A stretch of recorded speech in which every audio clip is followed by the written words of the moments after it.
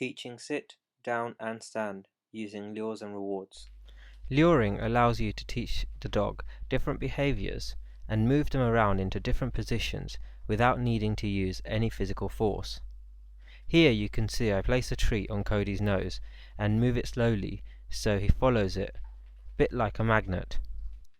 If you keep the treat close to the nose, you can get them to move into any position you like. Here, Cody does a little spin, following the treat. If you move the treat too fast and do not keep it close to the dog's nose, the dog will not be able to follow it. To teach the stand from a sit, place a treat on the dog's nose and move it away from them parallel to the floor. As the dog stands, reward them and allow them to eat the treat. Excellent. To teach a stand from the down, place a treat on the dog's nose and move it diagonally upwards. Soon as the dog stands, reward them. To teach a dog to sit, start with them in a standing position. Place the treat on their nose and take it up and backwards towards the space between their ears. Do this slowly enough to allow your dog to track your hand. As their head moves upwards, their bottom should hit the floor, at which point you should reward your dog. Practice this from different positions. When your dog is lying down, place a treat on their nose and raise it straight up. As soon as they are in position, reward. To teach the down, start with the dog in a sit position. Place the treat on their nose and take it down between their front feet. Move the treat slow enough so that the dog's head follows the treat down, while their bottom end remains stuck to the floor. If you find the bottom comes off the floor, while trying to encourage the dog to move their front end towards the floor, remove the treat totally and restart them from a sit position. Also, don't forget to teach your dog to lie down from the standing position. To do this, place some treats on his nose and take them down onto the floor between his front feet slowly.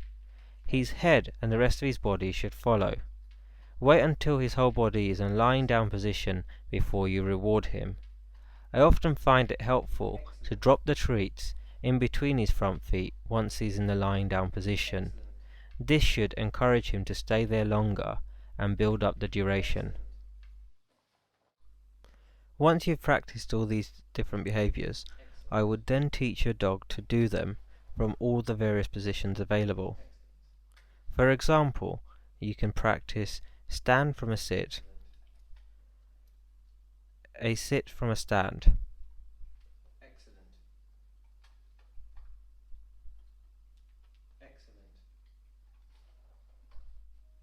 a down from a sit, and so on. You can also keep rewarding your dog for remaining in the position until you release them. This way you do not have to teach an additional stay command. Once your dog is becoming a pro at these, you want to start asking them to do more to earn the treat.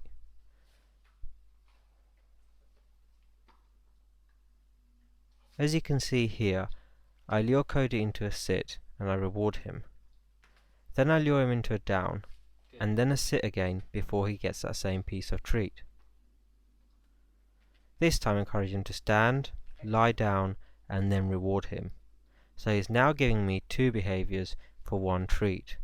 I can build this up so he's having to give me 3 behaviors for 1 treat, and so on, until I can get multiple behaviors for just 1 reward. Good boy. Excellent.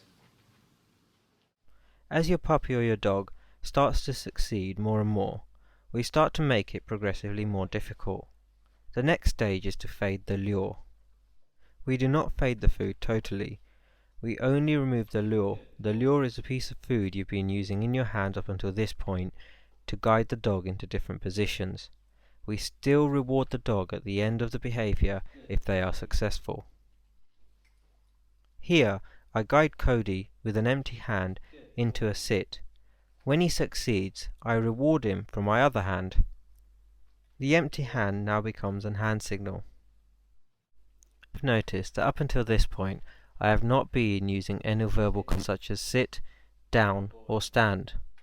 My suggestion would be you do not start to say the words sit, down, or stand until you know how to perform them. via hand signals.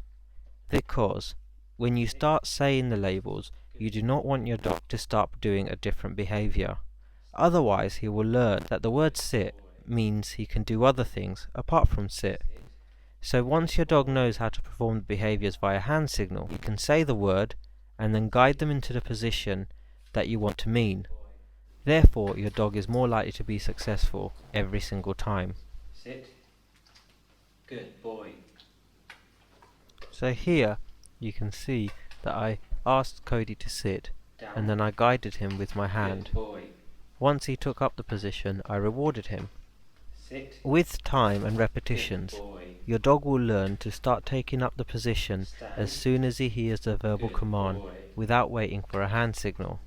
Sit. If your dog gets Good it wrong boy. and takes up a different position to the one that you asked for, don't get angry with them. Down. Just show them what you'd wanted Good them to boy. do instead, Very and then clever. reward them Good for it. boy, Cody. Sometimes, Good boy. what you can do is if they do take up a different position to the one that you asked for, you Good just withhold the boy. treat Very and only give it to clever. them for Good getting boy, it right Cody. the first Good time. boy. Sit. Good boy, Cody.